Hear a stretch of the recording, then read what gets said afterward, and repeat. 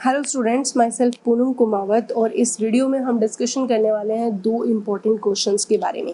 जैसा कि अब सब लोग जानते ही हैं कि सीबीएसई ने अपडेट किया है अपने सिलेबस को 30% सिलेबस 9 से लेके 12 तक हर एक सब्जेक्ट को रिड्यूस किया गया है।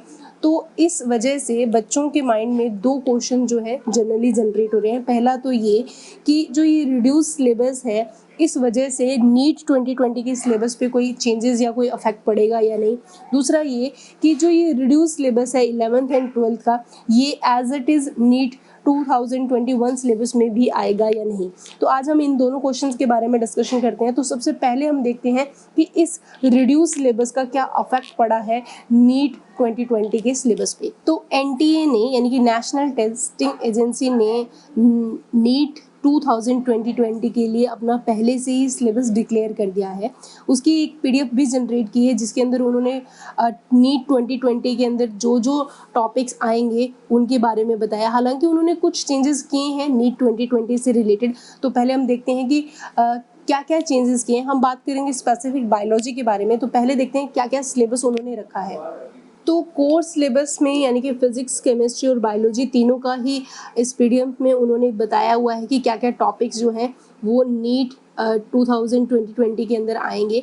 तो हम स्पेसिफिक बात करेंगे बायोलॉजी के बारे में। तो बायोलॉजी के अंदर आप देखो तो 11th और 12th के अंदर यानी कि पहले क्लास 11th की बात करें तो 11th के अंदर पाँचों की पाँचों यूनिट्स एज इट इज़ है। इनकी diversity in living world, structural organisation in animal and plants, cell structure and function, plant physiology, human physiology. वहीं 12th की क्लास की बात करें तो 12th क्लास के भी जो पांचों यूनिट थी, reproduction, genetics and evolution, biology and human welfare, biotechnology and its application, ecology and environment. ये पूरी 5 यूनिट 11th की और 5 यूनिट 12th की एज इट इज़ है नीट 2020 एग्जाम में। इसका मतलब रिड्यूस सिलेबस का कोई भी अफेक्ट नहीं पड़ा है नीट 2020 के सिलेबस में, वो एज इट इज़ ही है।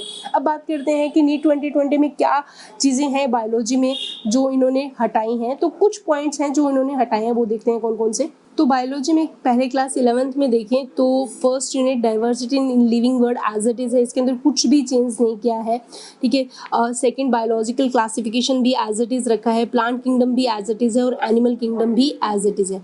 इसके बाद जो structural organisation animal and plants है तो इसके अंदर इन्होंने थोड़ा सा चेंजेस किया है। तो इसका जो फर्स्ट चैप्टर है मॉर्फोलॉजी एंड मॉडिफिकेशन वो एज इट इज़ है, लेकिन जो एनिमल टिश्यू है उसके अंदर इन्होंने थोड़ा सा एनाटॉमी के अंदर और जो एनिमल टिश्यू है इनके अंदर थोड़ा सा चेंजेस किया है। तो आप देखोगे यहाँ पे सिर्फ कॉकरोच को ही मेंशन किया है, यानी कि कॉकरोच के ही आप digestive, circulation, respiration, nervous system और रिप्रोडक्शन के बारे में स्टडी करोगे, वो भी ब्रीफली। यानी कि यहाँ से अर्थवर्म और फ्रॉग दोनों को हटा दिया गया है। तो ये एक जरूर चेंज हुआ है नीट 2020 सिलेबस के अंदर, ठीक है। बाकी सारी चीज़ें एज इट इज़ है। सेल स्ट्रक्चर एंड फंक्शन है, प्लांट फिजियोलॉजी के transport in plant, mineral nutrition, photosynthesis, respiration, gases exchange, plant growth and development and complete human physiology जिसके अंदर डाइजेशन है, ब्रीथ, रेस्पिरेशन है, circulation, excretion, locomotion, nervous system है यानी कि neural control and coordination, chemical coordination, सब कुछ as it is दिया है।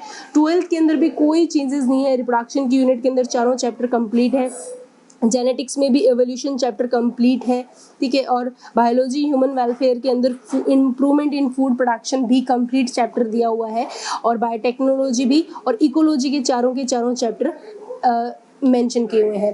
तो यहाँ पे एक चीज़ को आप तो अच्छे से क्लियर होगी कि जो रिड्यूस सिलेबस है या रिवाइज्ड सिलेबस है इसका कोई अफेक्ट नहीं पड़ेगा नीट 2020 के सिलेबस पे।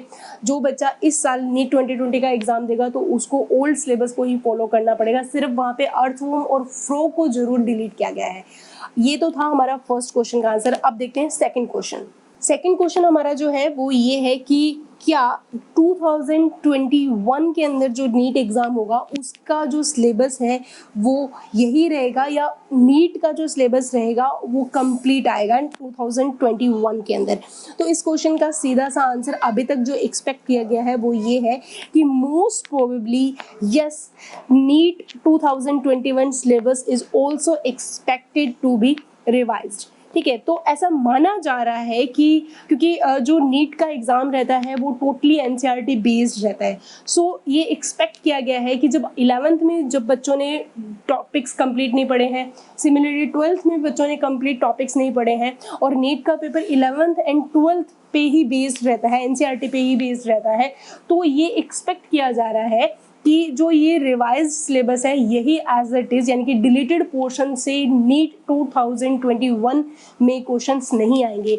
जस्ट ये प्रोबेबिलिटी है, एनटीए ने अभी तक इससे रिलेटेड कोई भी अपडेट नहीं दिए हैं। ऐसा माना जा रहा है कि कुछ ही दिनों में इससे रिलेटेड आपको अपडेट मिल जाएगा और जो भी अपडेट होगा हम आपको बताएंगे।